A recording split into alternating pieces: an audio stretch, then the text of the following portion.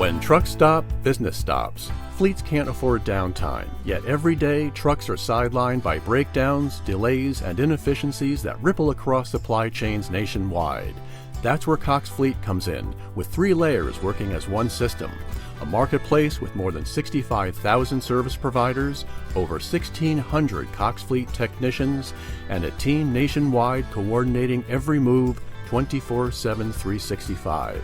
From managed care to roadside, first-party services to parts sourcing and equipment sales, Cox Fleet takes care of customers on the road, in the shop, and everywhere in between.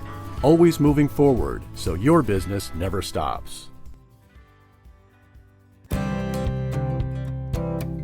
From Washington, D.C., this is RoadSigns, with your host, Mike Fries.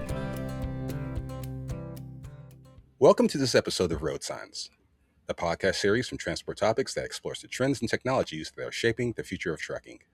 Before we get started, I'd like to remind our listeners that you can check out our reporting from the TMC meetings and other industry events this year at ttnews.com, or gain access to our full industry coverage by subscribing to Transport Topics. If you're not a subscriber, you can sign up at ttn.ws/TT subscribe, or text TT subscribe to 571-622-0001. Fleet managers are constantly told to plan for the future, but the problem is the future keeps changing. Between rising costs, tighter labor markets, evolving emission rules, and the flood of new technology, it's hard to know what actually deserves attention right now versus what can wait. So for this episode of RoadSigns, we'll ask the question, what are fleet maintenance managers doing to plan their operations for the right now? What decisions made today will still matter when the market turns, technology evolves, and expectations keep rising? To answer this question, we have Patrick Brennan, Senior Vice President of Cox Fleet, who works closely with fleets navigating maintenance strategy, technology adoption, and long-term asset planning. Welcome to the show, Patrick. Thank you for having me, Michael. Thank you for coming on. You know, we often hear about fleet managers future-proofing operations, and it's generally normal to look at the future that way in any business. However, when you look at the fleets that you work with, Patrick, what's the biggest area where managers think they have time, but they actually don't? Well, that's a great question. I think, and you'll probably hear me say this a few times during our conversation, the one that we always put on top of everything is safety, making sure that we're leveling up safety standards with drivers or the equipment and alike. There's never enough time to make sure you're doing the right thing with regard to safety. So that's always our number one priority. You know, when we think about this in a broader sense, though, making sure that you are planning for unplanned events and making sure you have a really good strategy and when those occur and what you're going to do about them. One, to try to prevent them, obviously being very proactive and alike, but two, when it does happen, because it's inevitable, that you actually have a plan of what to do there. We see this cut across all sorts of different clients that we help service and we have partners with.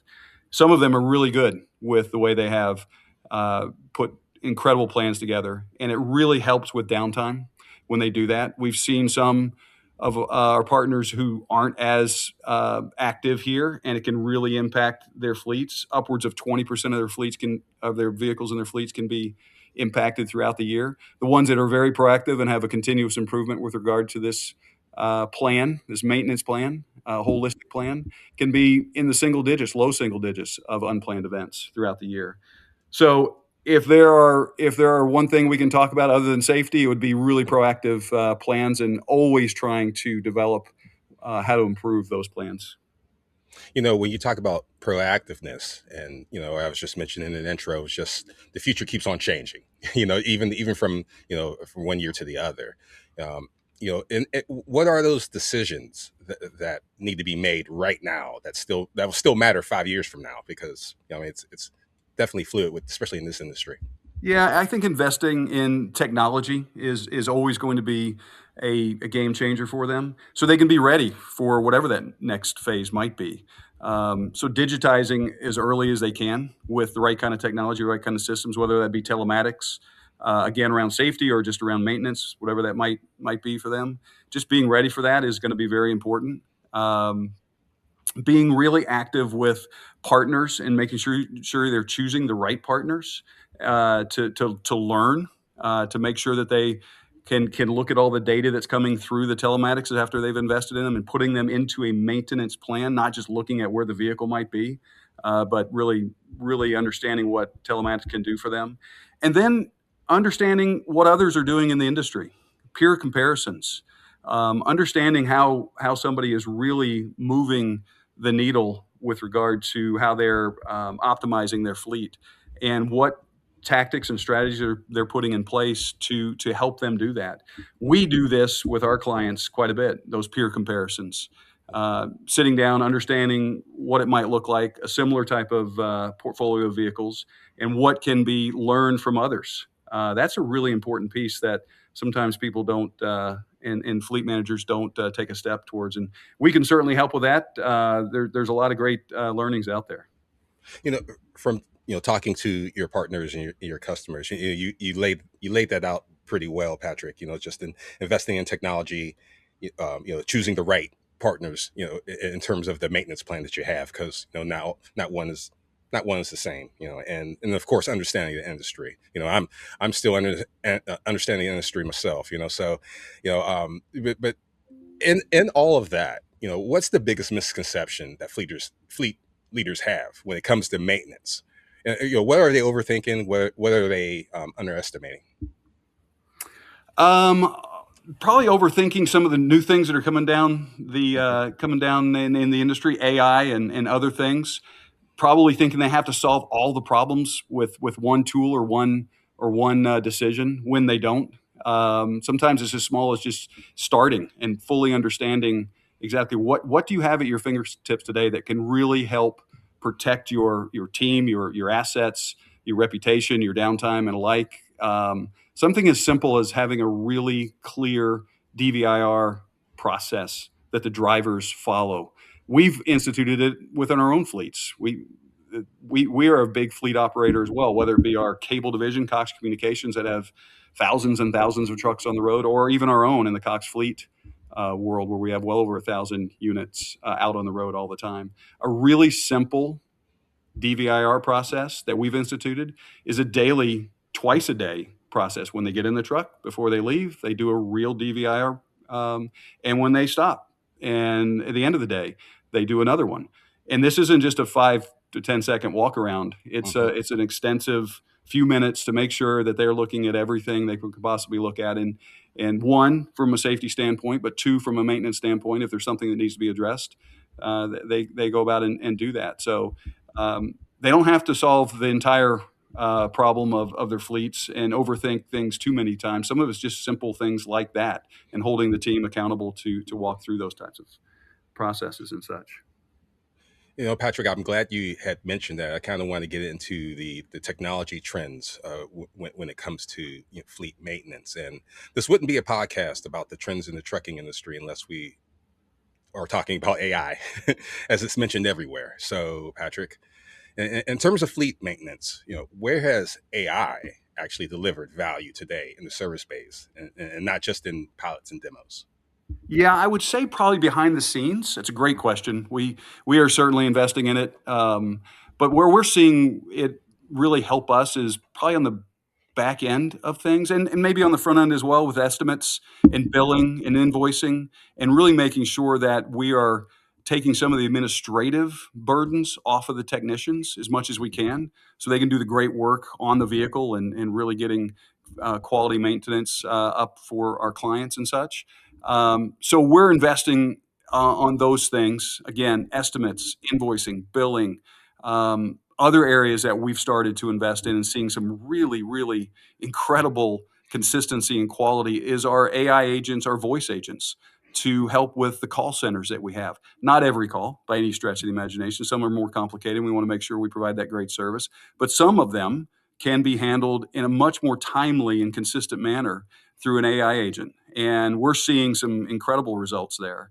So we're looking forward to seeing where this takes us. Again, trying to simplify some of the administrative burdens on the technicians and our teams to create that consistency and quality communication back to the clients, whether it be an invoice or an estimate. Again, whether it's a voice agent on a call center. We're excited about where it's going. We're trying to keep up with, as you probably have read too, it seems to change daily. But it's certainly a part of the future that's going to impact all sorts of different parts of the operation. Yeah, that's, as you were just mentioning, Patrick, and also on the pages of ttnews.com as well. We're learning about how AI is really, finding its groove in the trucking industry, and where it's useful. And there's a lot of back office usage of AI. Definitely there when it comes to the administrative side, as you were just mentioning.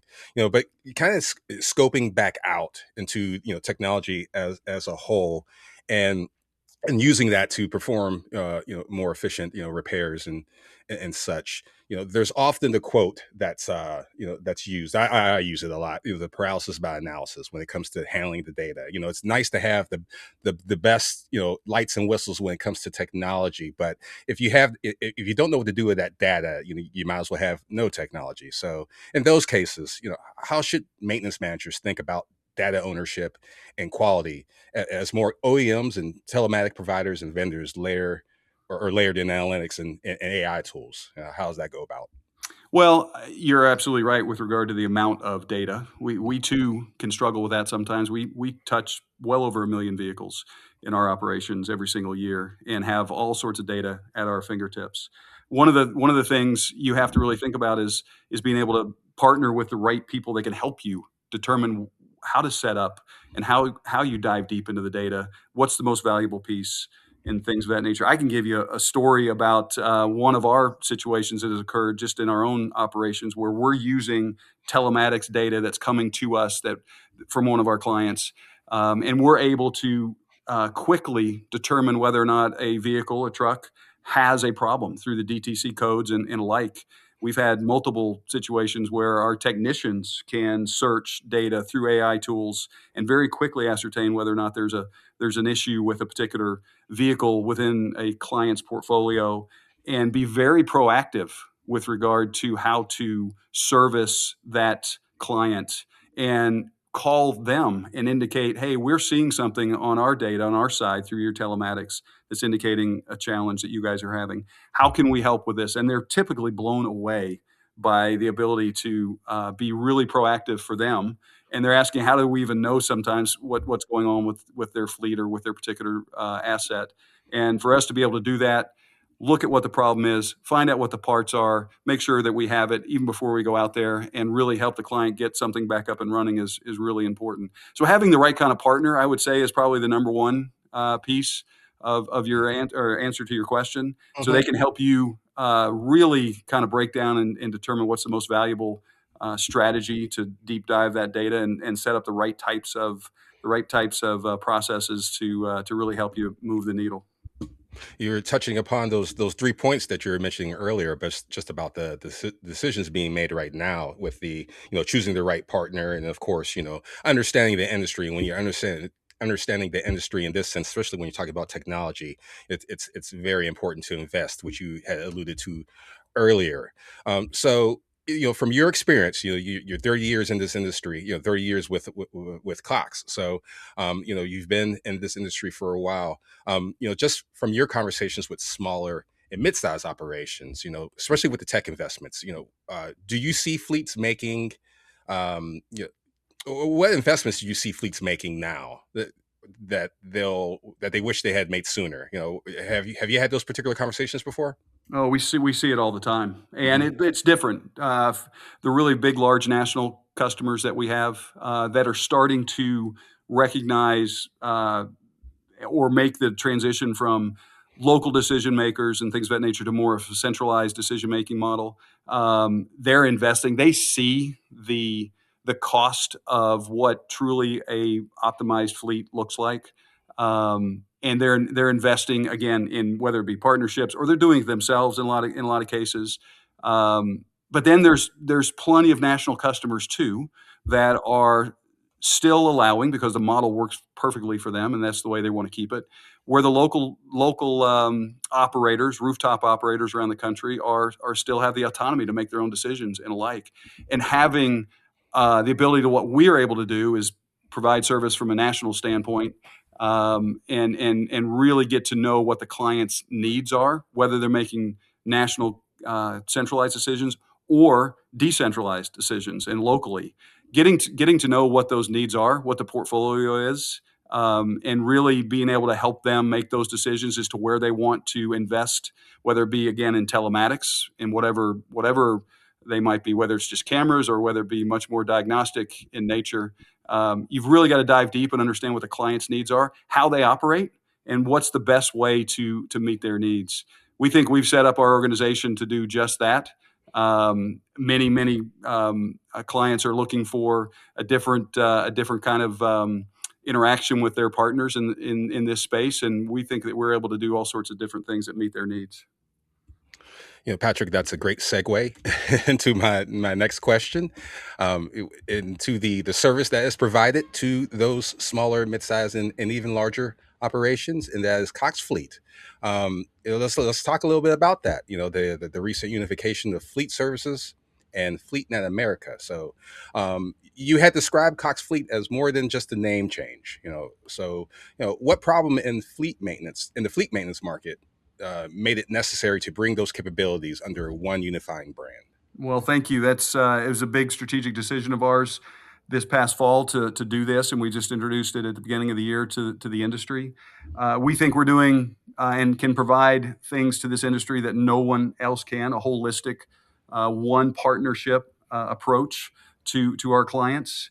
And it's really what they've been asking for. We've spent a lot of time at the different industry events through the last few years, and they've been asking for and asking the question, why aren't you bringing these two organizations together? You're sharing a lot of clients and you're servicing them in different ways. And we took that feedback and decided to make this move. Cox Fleet is trying to reduce the friction and the tension that's in the maintenance and service industry around these fleets. And we really think that we're doing it differently and have things to offer that others in the industry don't. Certainly there's other organizations that can provide service or can provide parts or they can provide, equipment and things of that nature. We can do all of that, whether it be our really dynamic portfolio of 65,000 service providers that we have on the FleetNet side, marrying that up to our 1,500 plus technicians that are first party FTEs, employees of ours that are around the country servicing our clients, whether it be our really dynamic parts sourcing activities that we can provide. We also operate dealerships through our Great Dane relationship up in the Northeast and the Midwest that is really, really helpful. So when we look at things that we're able to do, a fleet operator can come to us for all sorts of different things, not just one. And they don't have to deal with juggling a lot of different vendors and things of that nature. Really from cradle to grave, from sourcing to servicing, whether it be planned or scheduled events or unplanned events, right up to disposal. And that's another area, not necessarily directly into Cox Fleet, but our really strong partnership and family of companies within Cox Automotive, Manheim, can really help fleet managers, CFOs, and alike make determinations around disposing of their assets as well. And if you really look at the entire ecosystem of how a fleet operates, there's very, very few, if any, that can offer what Cox Fleet is able to do. When trucks stop, business stops. Fleets can't afford downtime, yet every day trucks are sidelined by breakdowns, delays, and inefficiencies that ripple across supply chains nationwide. That's where Cox Fleet comes in, with 3 layers working as one system. A marketplace with more than 65,000 service providers, over 1,600 Cox Fleet technicians, and a team nationwide coordinating every move 24/7, 365. From managed care to roadside, first-party services to part sourcing and equipment sales, Cox Fleet takes care of customers on the road, in the shop, and everywhere in between. Always moving forward so your business never stops. Well, it sounds like, Patrick, that this is national scale with local accountability, as the announcement of this unification, um, you know, showed. But for fleet managers out there, I know some are listening right now. They've been burned by the one size fits all solutions. I mean, there's always that the promise of the magic bullet. So in practice, what does that balance really look like? Yeah, that's a great question. It's one that really is kind of one foundational to our thesis of pulling these two together. And that national scale that we have, coast to coast, for a national customer, and they want to have one contact, we can certainly do that. Back to what I was saying earlier about sometimes clients are set up. A national client might be set up that way, but they Hmm. still leave a lot of autonomy and decision making to the local leaders, local rooftops, and alike. And we can build those relationships locally as well because that's the way we're organized. We obviously are a national company with tremendous national support, but we have local leaders, our general managers of each market. Build those relationships, build the understanding of what a client's true needs are. Is really, really important. Our sales and relationship teams, our regional sales executives, fully understand, try to get embedded in with the client to fully understand their needs, to really understand the dynamics. So that's that national scale with that Hmm. local accountability. Those folks that fully understand what's happening with the client, their portfolio, their cycle, their business model, what's important to them. That's some of the magic that we bring with our national scale, but have the ability to really dive deep in a local level. You're just mentioning as for instance the Great Dane partnership that Yeah. you have. Just working with trailer OEMs and other vendors and partners, and for fleets today, they're juggling those types of things, vendors and technology that we were just talking about, and the paralysis of data that we were discussing as well. Is it a part of Cox Fleet to reduce that complexity, instead of adding another layer? I mean, is that the Yeah. basis of the service? No, thank you. That's kind of it in a Mhm, nutshell. I mean, mhm, that's our foundational thoughts is you have one phone call to make, one relationship to build, and we should be able to help you on all fronts. Again, from sourcing, certainly mhm, trailers, to mhm, servicing, 24/7 call centers that are there to support. Again, for scheduled service, mhm. obviously unscheduled, they're going to happen. So how do you make sure that you have a really solid plan and have confidence in what that plan might look like?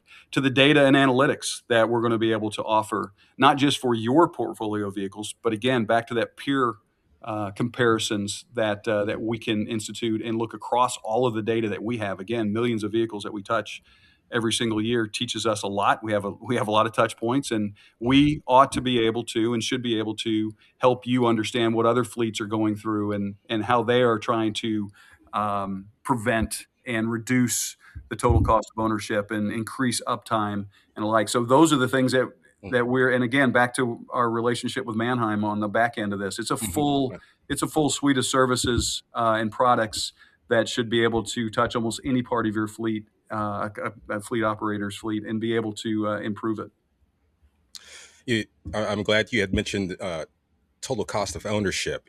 That's a big part of how fleets are managing their cost and the cost of doing business. So where do fleets often most miscalculate TCO today? Is it in maintenance, downtime, asset life cycle decisions? Yeah, that's a great question, and it depends on the complexity and maybe the maturity of the fleet operator inside the organization. It's rare that we run across a fleet operator that doesn't know how much the maintenance spend is. It's very rare. They're very in tune with that one. That one seems to be top of mind all the Hmm. time. It's less maybe apparent sometimes with regard to the true impact of downtime. Hmm. Um, Most of the fleets that we deal with, that's not their core business. The fleet certainly isn't their core business. Their core business is to deliver construction goods or food or whatever it might be. And people can sometimes, or the fleet operators can sometimes tune into what the cost of downtime is, the lost opportunity. Obviously, that can be challenging for certain fleet operators, and some are better than others at that for sure. But that one's not usually top of mind to some of them. Hmm. Um, And then the other piece that you asked about was regarding when maybe to dispose of the vehicle, Yes. and things of that nature. Those things should be top of mind, and the asset life cycle and alike. Again, we can help with that. And there's really a lot of information out there that is embedded in not only our systems, but also in our sister companies around Cox Automotive that can really help with that. So that one's a little bit more difficult, I think. If you ask Mm-hmm. those three different areas, that's probably the one that I would say is not as readily available to fleet operators as the other two. Okay. You know, I just want to leave with this final question for you, Patrick. The basis of this episode is, what can fleet managers think of for the right now? However, with especially with Cox Fleet, you're building a long-term commitment with trucking agencies. So what does that mean for fleets over the next years? Not just pretty much like decades, but just sort of like maybe 3 to 5 years. Yeah, again, I'm going to go back to what I started with, and to make sure that we always hit it, because it's top of mind for us, and it should be top of mind from everybody, is investing in up-leveling their safety protocols and programs. You can never do enough there. We operate in some dangerous environments sometimes, and these are big machines. We need to make sure everybody is really looking at that. Regarding Cox, we've have a long history of really investing in the industries for a long term. We're here to build an incredible foundation, not only in systems and processes, technology, but also in people. We know that this industry, most industries are, but really center around the people that you bring into the organization, develop, and keep. And that's a great thing about the Cox culture, is we recognize what that looks like, and we're here for the long term. We're not in this industry or entering this industry in this way, or any industry, with a short-term lens. We're always going to listen to the client's needs. That is going to be top of mind for us. We're constantly trying to communicate and understand what the client's needs are, so we can meet those and be incredible, valuable partners to them. We're excited about what we have in front of us. Of course, we have a lot to learn. We're going to be investing a lot of time and energy and obviously resources to make sure that we're positioned to do just that. Listen to the client and provide incredible, valuable service to the partners that we have out there. Well, that's a great way to cap this conversation. We've been speaking with Patrick Brennan, Senior Vice President of Cox Fleet. Patrick, it was nice to have you on. Thanks for making us smarter, and thanks for letting us know more about Cox Fleet. Thank you for the time today. Really enjoyed it. Before we close, let's revisit our previous question. What are fleet maintenance managers doing to plan their operations for the right now? First, a big thanks to Patrick Brennan, Senior Vice President of Cox Fleet, for joining us on the podcast. In our conversation, Brennan noted that managers should prioritize safety, proactive planning, and technology investments that deliver value today, not just future promise. He also emphasized the importance of preventive maintenance strategies, disciplined DVIR processes, and choosing partners that can help fleets turn growing volumes of data into actionable insight. He also said that while AI and telematics are often overhyped, they are already improving back-office efficiencies and proactive services when applied thoughtfully. Brennan also outlined how the recent unification under Cox Fleet is an effort to simplify maintenance by reducing vendor complexity and improving uptime through a more holistic, partner-driven approach. If you enjoyed this episode of RoadSigns, please let others know. Rate and review us on Apple Podcasts, Spotify, or wherever you listen to podcasts. Feel free to reach out to the RoadSigns team on X at TTRoadSigns, or reach me at Michael V. Fries. You can email us at share@ttnews.com. We'll read them and respond daily. Also, let us know how we're doing by texting TT Survey to 571-622-0001. And of course, we'll be back soon with a new episode of RoadSigns. Until then, I'm Michael Fries. Thank you for listening. Thank you for joining us. RoadSigns is a Transport Topics production.